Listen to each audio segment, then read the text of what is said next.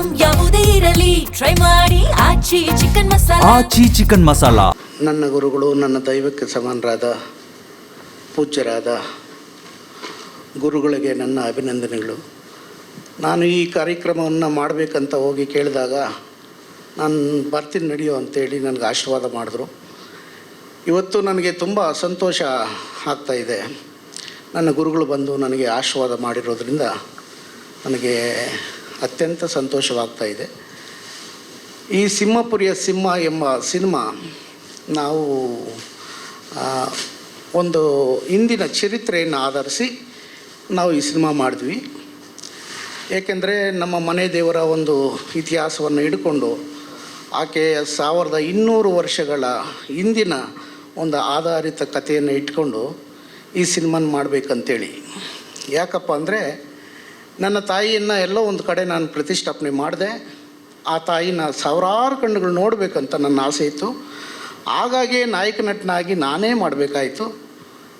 ಈ ಚಿತ್ರ ನನ್ನ ಗುರುಗಳಿಂದ ಇದು ಇವತ್ತು ಲಾಂಚ್ ಆಗ್ತಾ ಇರೋದು ನನಗೆ ತುಂಬ ಸಂತೋಷ ಆಗ್ತಾಯಿದೆ. ನನ್ನ ಆಸೆಯಂತೆ ನನ್ನ ತಾಯಿಯನ್ನು ನೂರಾರಲ್ಲ ಸಾವಿರಾರು ಕಣ್ಣುಗಳು ಆ ಅಮ್ಮನ್ನು ನೋಡಿ ನಮಗೆಲ್ಲ ಆಶೀರ್ವಾದ ಮಾಡಬೇಕು. ಇಡೀ ಕರ್ನಾಟಕ ಜನತೆ ನಮ್ಮ ಸಿನಿಮಾವನ್ನು ನೋಡಿ ಚಿಕ್ಕ ಮಕ್ಕಳಿಂದ ದೊಡ್ಡವರವರೆಗೂ ಈ ಸಿನಿಮಾವನ್ನು ನೋಡ್ಬೋದು.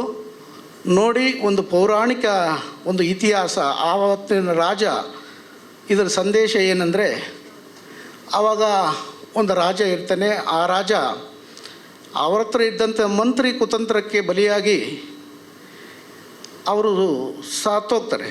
ಸತ್ತೋದಾಗ ಅವನ ಸಂಪತ್ತು ಅವನಿಗೇ ಸಿಗಬೇಕನ್ನೋ ಒಂದು ಕಾನ್ಸೆಪ್ಟಲ್ಲಿ ಈ ಸಿನಿಮಾ ನೋಡಿ ತುಂಬ ಚೆನ್ನಾಗಿ ಮೂಡಿಬಂದಿದೆ. ಎಲ್ಲರ ಆಶೀರ್ವಾದ, ನನ್ನ ಗುರುಗಳ ಆಶೀರ್ವಾದ ಅಂತೂ ನನಗೆ ಸಿಕ್ತು. ತಮ್ಮೆಲ್ಲರ ಆಶೀರ್ವಾದ ನನಗೆ ಸಿಗಬೇಕು.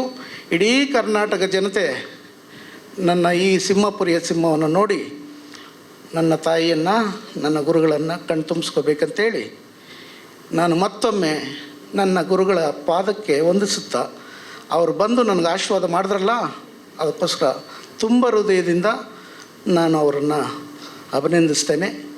ನನ್ನ ಹೃದಯದಲ್ಲಿ ನನ್ನ ಗುರುಗಳು ಎಷ್ಟೊಂದು ನಾನು ಆಳವಾಗಿ ಪ್ರೀತಿಸ್ತೀನಿ ಅಂತ ಅವ್ರಿಗೆ ಗೊತ್ತು. ಹಾಗಾಗಿ ಹೆಚ್ಚಾಗಿ ನಾನು ಮಾತಾಡಲ್ಲ. ನನ್ನ ಗುರುಗಳು ಬಂದಿದ್ದು ನನಗೆ ತುಂಬ ಸಂತೋಷ ಆಗೈತೆ. ನಾನು ಅವರಿಗೆ ಅಭಿನಂದನೆ ಸಲ್ಲಿಸ್ತೀನಿ. ಈ ಸಿನಿಮಾನ ಎಲ್ಲರೂ ನೋಡಿ ಆನಂದಿಸಿ, ಪ್ರೋತ್ಸಾಹಿಸಿ.